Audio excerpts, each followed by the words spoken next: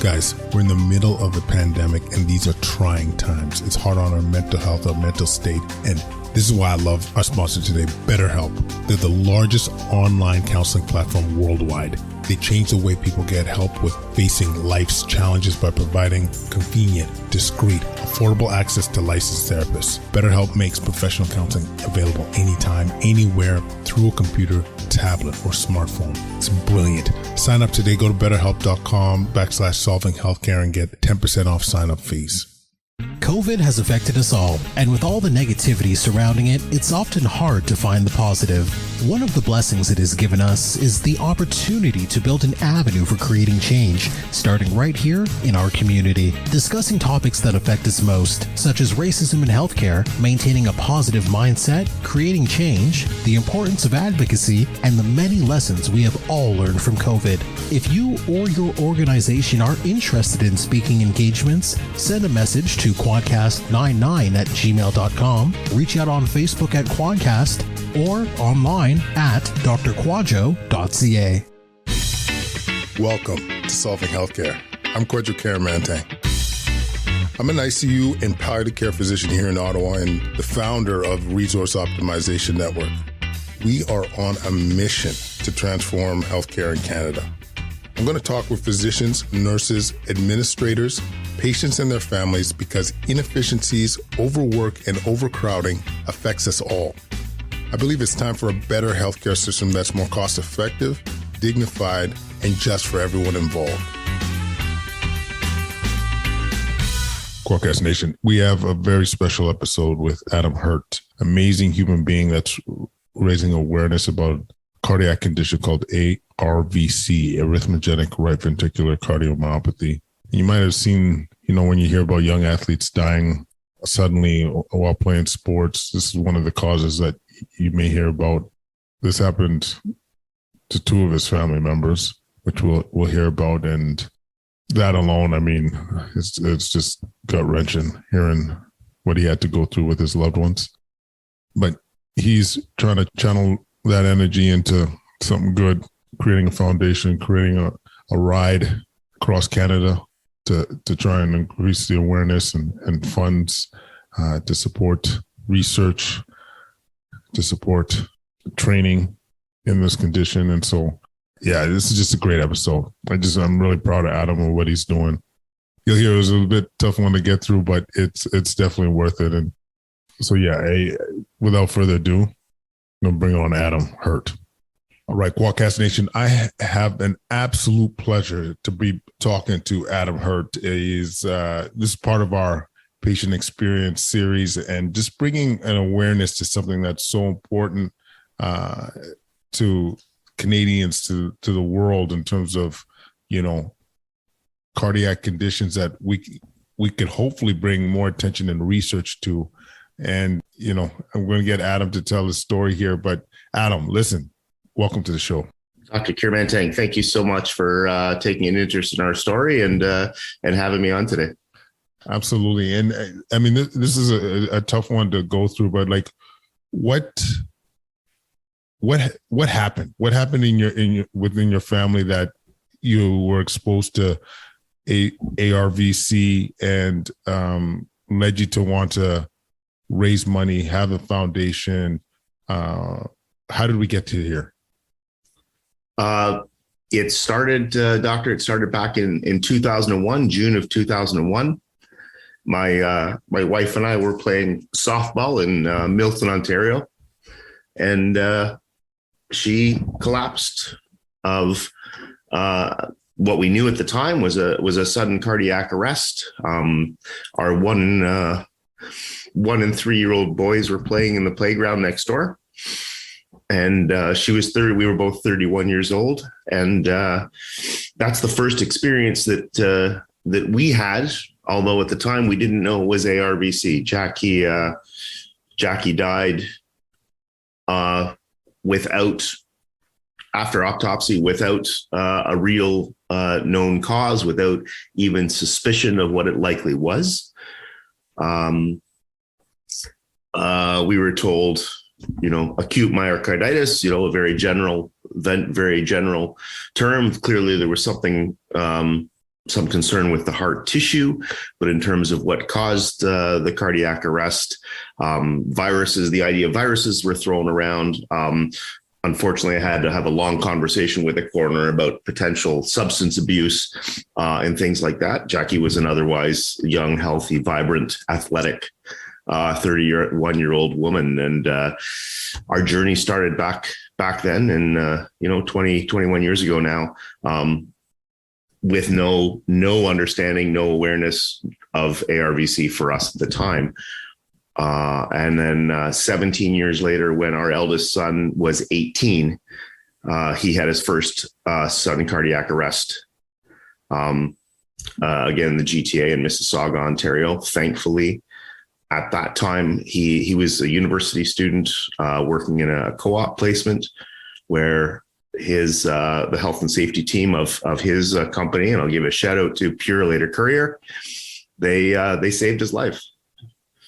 Oh my God. And it was at that time when the electrophysiologist and the cardiology team in Mississauga's Trillium Hospital, mom died of a similar manner. Let's look into this a little more carefully. And from there, we went through genetic testing and learned, and thankfully, back in 2001, because it was so traumatic and so sudden and unexpected without explanation, they saved some of Jackie's heart tissue. They saved a slide.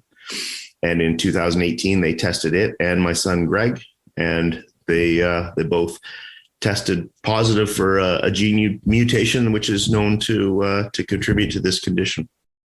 And that's where it started for us. Oh my God, Adam.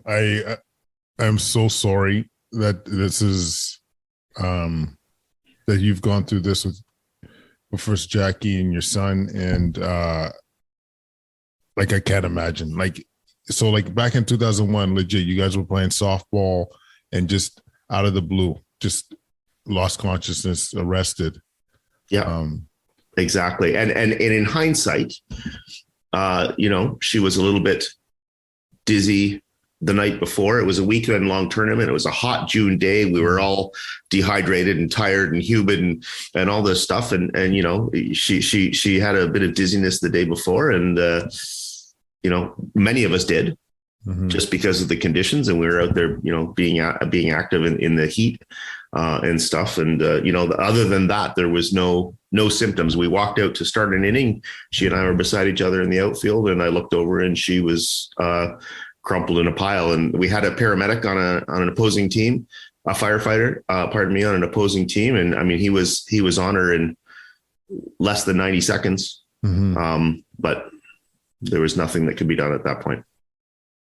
So this absolutely was like a new diagnosis. Like, people weren't aware of arrhythmogenic right ventricular cardiomyopathy back then, or was this on the radar of the people, or what was the situation? It's a great question, and the answer to that question is a big part of why we as a family are doing what we're doing now. I know, because I've connected with other people. I know that in some major hospital centers around the world, including in Toronto, which is 40 minutes away from where she collapsed, ARVC, or at least at the time it was ARVD, dysplasia rather than cardiomyopathy. It was a known thing, and people had been diagnosed with it at that point, or at least it was on the radar of people at that point. But it didn't make, the understanding of it didn't make its way west 40 minutes to coroners or doctors or cardiologists, just over half an hour away. And so, that's a big piece of our awareness, is making sure that doesn't happen again, that everybody across this country, North America, the world, at least has heard of it and will challenge these situations, and at least, ask the questions about, could it possibly be this, and work towards an understanding. Had she collapsed in Toronto or somewhere where it was known, it doesn't, we know that it doesn't mean that she would have been saved, but at least it wouldn't have taken 17 years for a diagnosis. Because honestly, that part must have been so hard to like, obviously losing your wife, but then also like, why? You kind of alluded to having to answer questions about like whether she had substance abuse and all these things, which I don't know. I can't imagine being in your shoes, but it would make me want to punch a wall, to be honest with you. And just not having a finger to point on, with the talk of cardiomyopathy, all these kind of other diagnoses, but not having to be able to put a finger on it had to be incredibly frustrating. It was a weird thing. And yeah, sure. I absolutely, of course, felt all those feelings and the frustration and the anger and the upset with all of that. But I also found a sense of peace in that there wasn't something to blame it on. I'm science-minded in nature. I mean, I have my career has been in education of mathematics and science. I understand that it's, we don't know it all. And especially in medicine. So while, yes, that was certainly it would have been nice to have known. I didn't have a person to blame. It wasn't caused by a human. It wasn't, in our minds, we didn't know. And I just, I had a more important job at that point to move forward and raise my boys. And I didn't worry so much about, blame or guilt or things like that. I was, in a way, I guess, kind of spiritual, maybe not in an organized religious sense, but it just, trusted that sometimes just things happen. And my son, Greg, who is now quite ill, he kind of put things in perspective for me. And, when you have to sit down with a 3.5-year-old and explain that they're never going to see their mom again. And Greg said, it's okay, Dad, and Greg, we unfortunately had lost a dear friend, a friend's child, almost exactly a year earlier in 2000, in a tornado. Greg said, it's okay, Dad. I think God needed Mom to help take care of Lucas. So Mom's going to be serving another, well, he didn't use these words, but Mom's got a job to do. And that's why God took her so early. So here, that's from a 3.5-year-old. So who can argue with that logic? Oh my goodness. I just can't imagine having to tell them I got 3 boys and having to tell. Yeah, I can't even mentally picture that without getting verklempt here of having to tell the boys that they're not going to see their mom again. It was tough times for sure. But I really appreciate what you were saying about how you got through it, and not necessarily having that answer, but almost having that acceptance of saying, there's nothing we could have done. This is just what happened. And I do think that, that is a very, for lack of a better word, healthy approach. Because you got to find a way to get through those incredible. We had to find peace in this somewhere, for sure. We had to find peace in it somewhere, and that's where I was able to find some peace. And in terms of Greg, so he was 18 when he had his cardiac arrest. Yeah. So his first one, he was 18.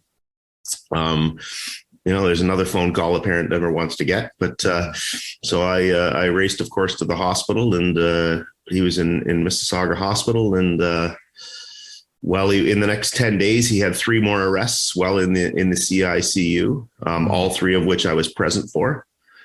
Jesus Christ. Yeah. And by the time he was admitted discharged 6 weeks later, he was implanted with an ICD and given a pretty stringent course of meds to help, the heart rhythms stay as stable as possible. So. And we should probably at some point talk a little bit about exactly, what the ARVC is, but absolutely, just in terms of Greg too, is like now that he got the ICD in and was on the medications, like how's he doing now? Well, that's more bad news, unfortunately. The good news is, thanks to his life being saved in 2018, he had two wonderful years in where he really embraced life and did a lot of the things that he wanted to do, and continued with his studies in engineering at university. But in September 2020, he was at another co-op placement, and he felt his implanted defibrillator go off. He was not far from your hometown at the time. He was in High Prairie, Alberta, working at the time. He felt the device go off. He called 911 himself for reasons which I don't yet have the courage to pursue answers to. It took them, the EMS, an hour, almost 50 minutes to get to him in that time, or at least to report first vitals. In that time, I've been told that his device attempted to activate over 30 times unsuccessfully. His heart did not respond, or his device did activate, pardon me, and his heart did not respond. And as a result of being close to an hour without oxygen, he's now in what is likely a permanently vegetative state. Oh, he's 24 years old. And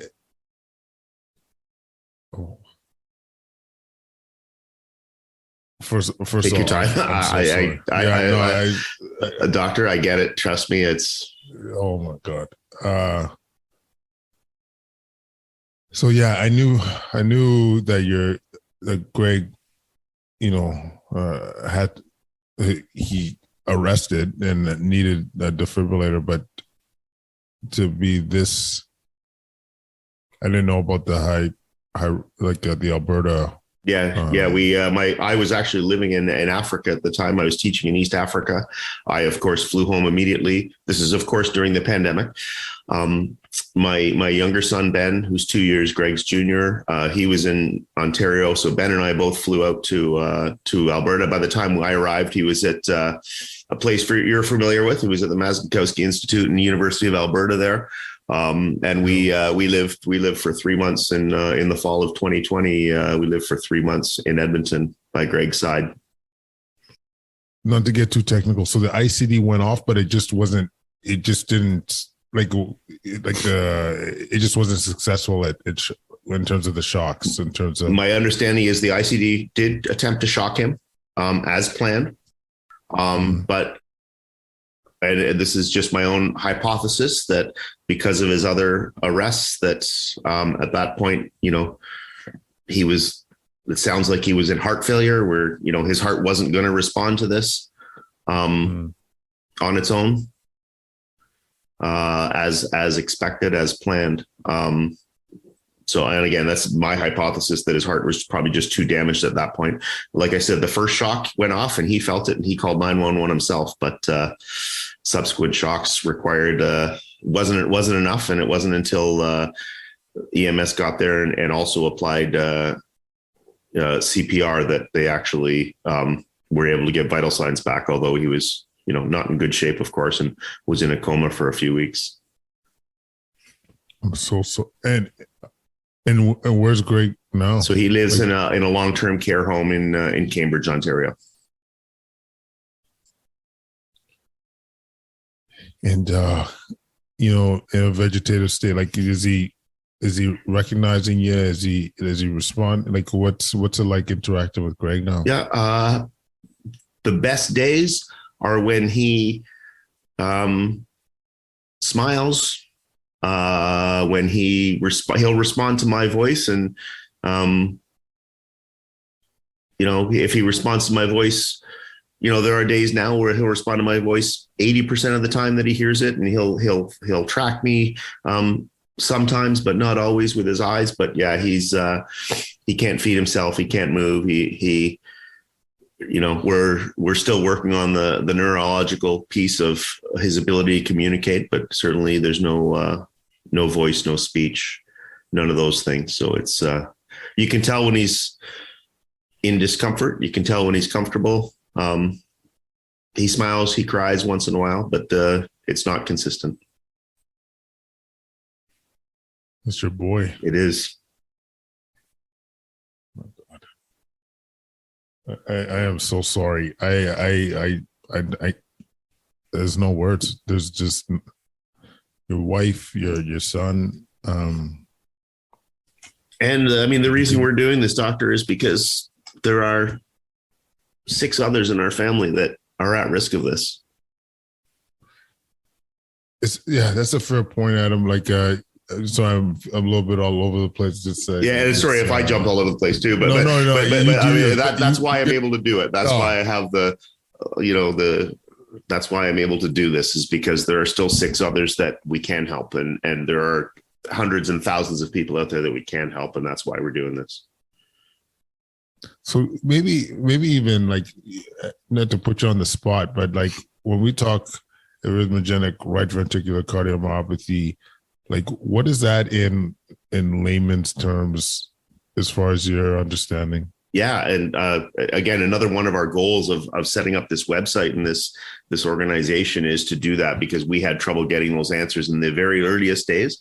When we first heard the phrase ARVC, of course, we did what everybody does, and we looked it up, and all we were getting was technical documents. It wasn't until we actually got connected with specialists, which was not an automatic thing. It took a while, and it took a little bit of luck with the right GP to direct us to the Peter Munk Cardiac Center in Toronto.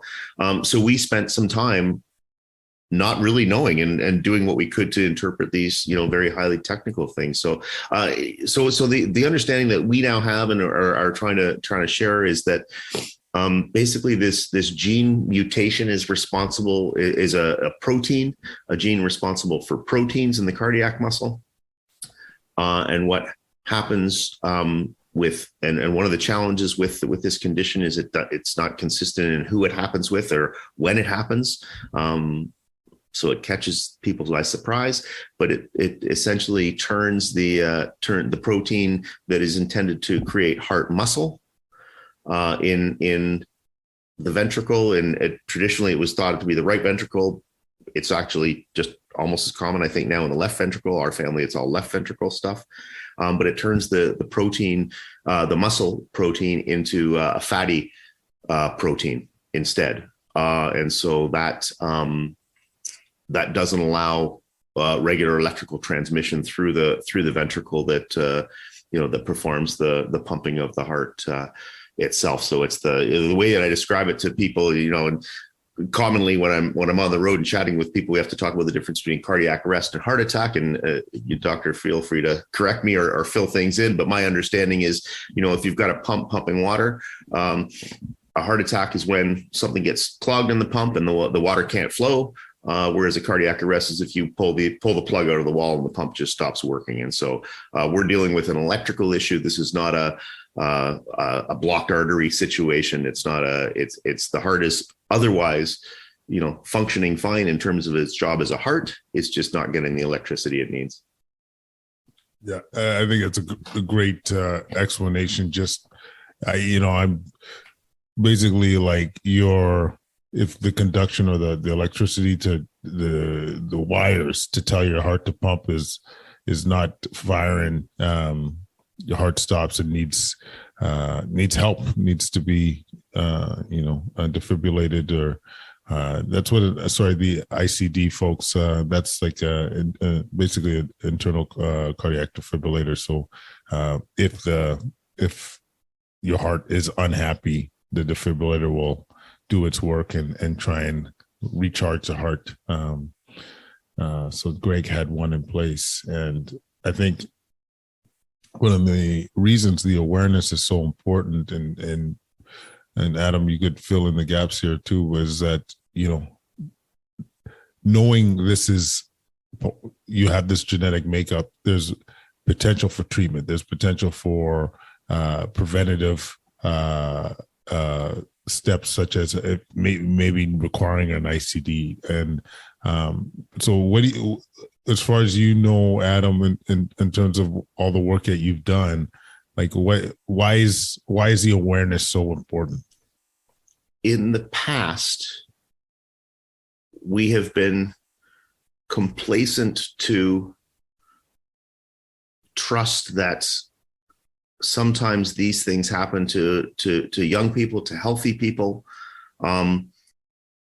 without an explanation. And we, we're thankfully through the progress of medicine, and, and I'm not just talking about cardiologically, but, with so many other diseases that we're faced with, we're doing such a great job of learning as the scientific community around the world is learning.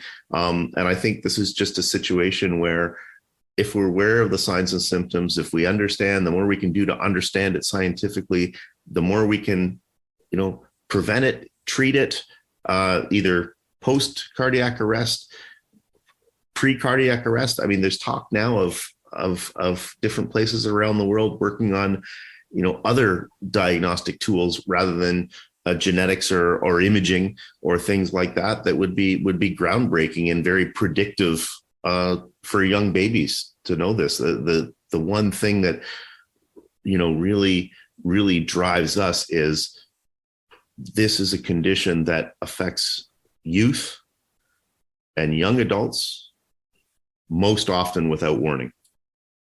And so that's one of the reasons why I think, so little has been known about it. But as we have these conversations, as we raise awareness, as we get, families impacted talking to their doctors and doctors talking to each other about this, I really strongly believe that we're going to be in a place in a few years where we're going to be able to make some huge differences in protecting the lives of young people. And Adam, you've been doing like a huge contributor to the awareness and trying to create that change. And so maybe we could also talk about what you've done to really amp up the awareness. I'd love to. Yeah. Thanks, Doctor. So Greg was in Edmonton, Alberta, U of A hospital there. When he was medically fit to fly home at the beginning of December of 2020, we flew via medical transport. Ben and I were with him, and we got back to Ontario and got him settled in the hospital system here back in Ontario, where we had our support network. And I sat down with my brothers-in-law, Jackie's brothers, who at that time, we now knew, as of Greg's arrest in 2018, they were both genetically predisposed to this condition. We sat down and I said, I can't function as a dad. I can't go back to work. I was only 50 or 51 at the time. I couldn't 50, I guess. I can't possibly think about my career in education right now. I have to do something that is going to make a difference here. We've had enough tragedy, and we need to do whatever we can to fix this. And I also needed to do something for myself. I was not, mentally, emotionally, physically healthy myself, trying to wrestle with all this stuff that had caught up to me. And I've always been a lover of riding my bicycle. And so I said, I sat down with my brothers-in-law and said, listen, I'm going to ride my bike across Canada, and I'm going to do it for me. I have to do this. I have to just take care of me. We did everything. We were doing everything we could to make sure everybody else in the family was safe and healthy. And, Greg was well cared for.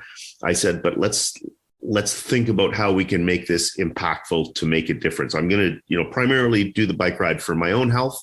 But at the same time, let's figure out a way to do this. And so we talked with a couple of patients who had been diagnosed with this disease for a long time, longer than even before, prior to 2001, prior to Jackie's death.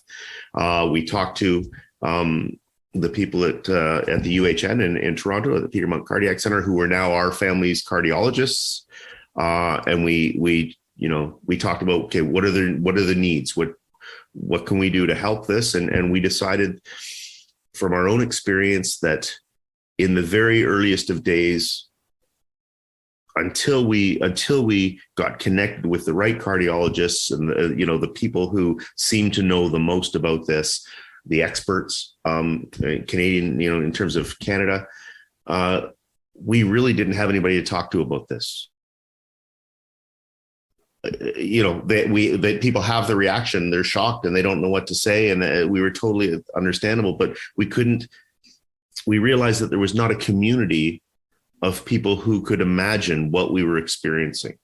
And so my own personal feeling, and this isn't true of everybody in the family, my own personal feeling is, we became very withdrawn with it. And, you can tell people all you want, but, it's such an unbelievable and impactful and devastating story that people have trouble relating. And we would have loved to have found people that could relate, that we could, bounce ideas off of, just shoot the shit and try to, connect with people who knew what we were going through. And so we decided, first and foremost, we're going to create a website that we call the Family Support Network, that families who have been diagnosed with this disease can reach out to us and at least start a conversation. And, we're not pretending to be medical practitioners. We're not cardiologists, but, we can point them in the directions. We can connect them with, we're following the latest research. We can connect them with the people around the country and around the world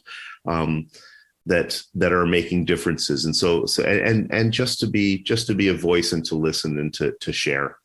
Which is something that we didn't feel we had in the early days. That is so commendable, Adam. Like, just,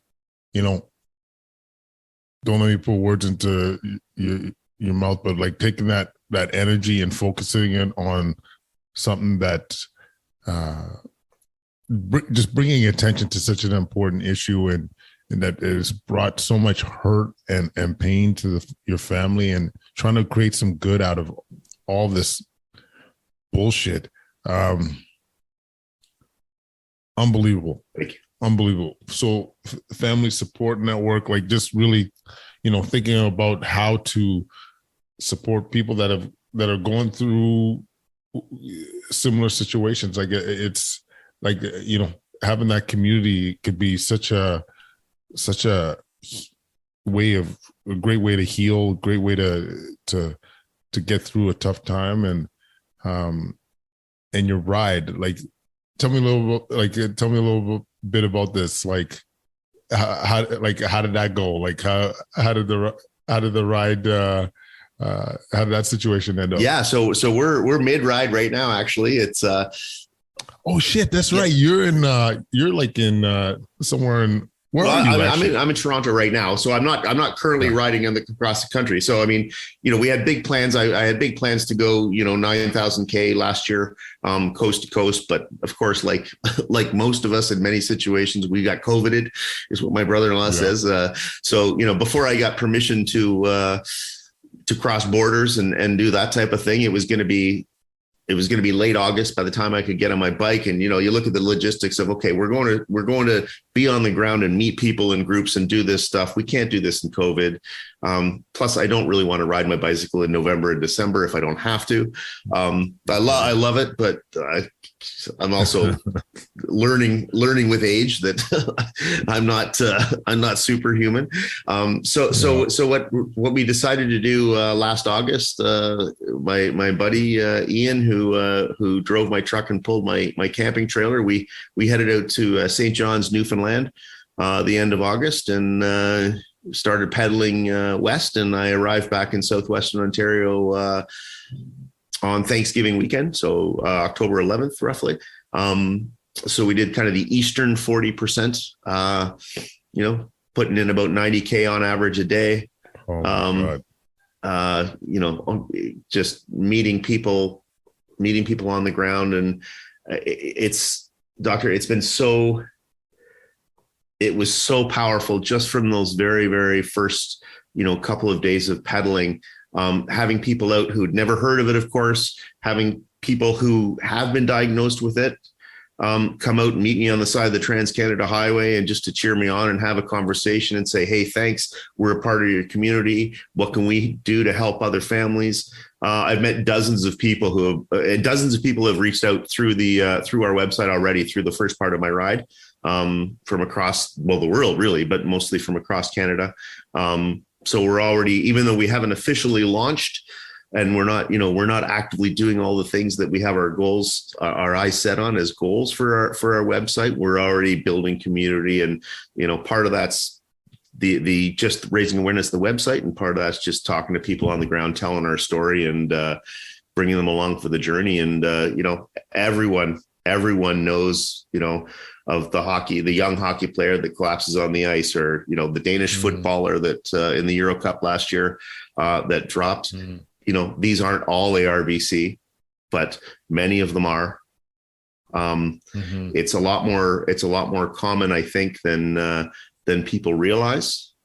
And so being on the ground, talking to people, and just asking people to share our story, I think is just building this community of awareness that I think is needed. 100%. And I might be making this up, but wasn't there talk about a fellowship too? Did I make that up? Yeah. So really, we look at our work as being three things: raising awareness both in the public and in medical communities, building this community of families to support each other, and then our financial piece to this is we are sponsoring a fellowship on the electrophysiology team at Peter Munk Cardiac Center in Toronto. So we're raising money to add to the research to try to figure this thing out faster. Brilliant. I just, on the show, we call it changing the boogie, like where you just, not necessarily go with the status quo. You want to make the change. You want to make the difference. And that takes effort. That takes know-how. And you guys are hustling. You guys are making it happen. So I just really want to commend you, Adam, and your family, and, the Sullivan Healthcare crew definitely are going to be thinking about you guys and want to support. Yeah. So let us know, how can we support your initiatives, Adam? What's the best way for people to connect? Let's pump up these tires right now. Absolutely. So, and this is a great time to do it because we're just getting ready to start the Western leg in about a month. Nice. I'm driving out to Victoria, BC, and I'm going to start pedaling back home again here in Ontario. So I'm going to head the other way, do about 6,000 K this summer. So it's a great time to do it. So what we're suggesting people do is to go onto our website, www.arvcfamilysupport.org. There you'll find everything. You'll find what we're doing with families. You'll also find my schedule for my ride is already posted for this coming summer. So if you live in a community in somewhere in Western or Central Canada, and you recognize one of those town names on there, and you got a place for us to park our trailer for the night and want to support us and hang out and chat, and that's a great way people can support. The biggest thing we can ask is just share our story.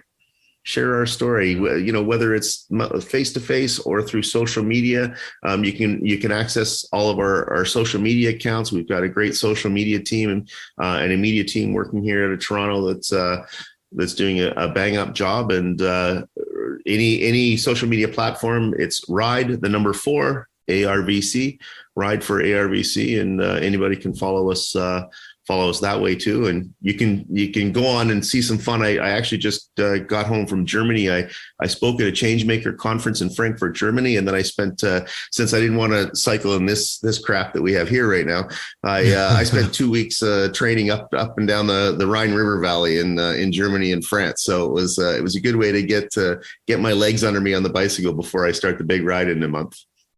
Nice. Now it's occurred to me. I knew you were away for a bit. You were in Germany, and but Adam, this is very few times I could say like this when we do a show, it just touches you the way this has touched me, and I know it's going to be beneficial for our listeners. I know this is a great opportunity, Kwadcast Nation, to support this great initiative, and I just want to commend you for your courage.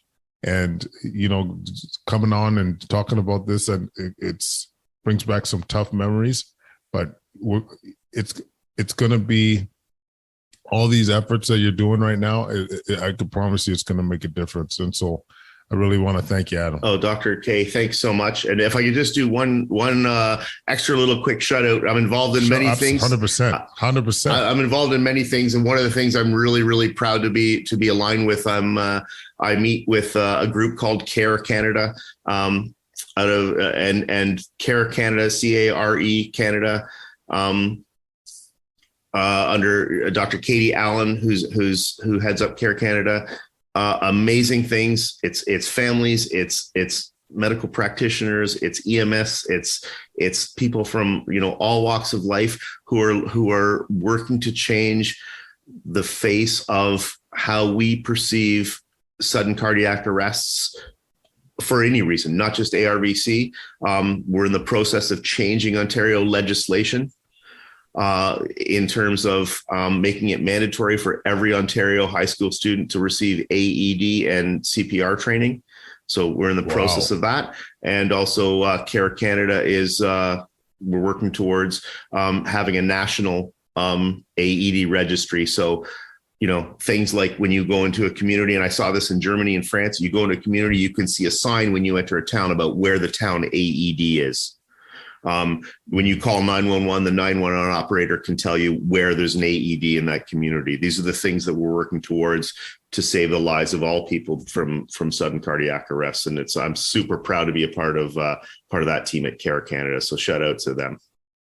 That is brilliant. I got to say that idea, that little training up the youth, there's very little, I can't think of downside to that. Everyone having that kind of capacity to step up in a time of need. Wow.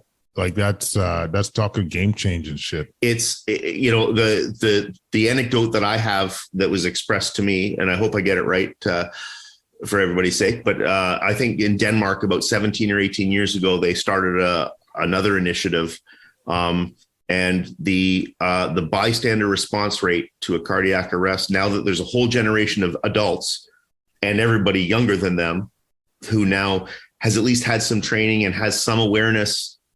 The bystander response rate in the country of Denmark has jumped from 30% to 70% for sudden cardiac arrests.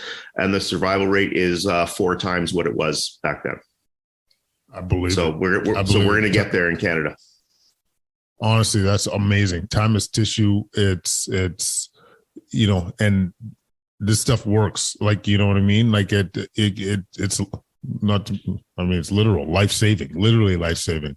So I love that. That might be another conversation for another day. Absolutely. So my 3-year-old is just raging. Yeah. Sorry in the background. No worries. It's all good. But once again, Adam, thank you so much for doing this, and we really appreciate you. Dr. K, I appreciate your interest in our story and helping spread the word. All right, Quadcast Nation, thanks for listening so much. We really appreciate all the support. Leave any comments at quadcast99@gmail.com. Follow us on Twitter, Instagram, YouTube, TikTok at Quadcast. Don't forget about that 5-star rating. Helps with the visibility of the show. It means a lot to us. Leave that review. Healthcare providers out there, go to solvingwellness.com or check us out our Facebook group, facebook.com/groups/solvingwellness. Changing the boogie, yo. Anyways, thanks so much for listening, crew. It means a lot. We'll connect again real soon. Peace.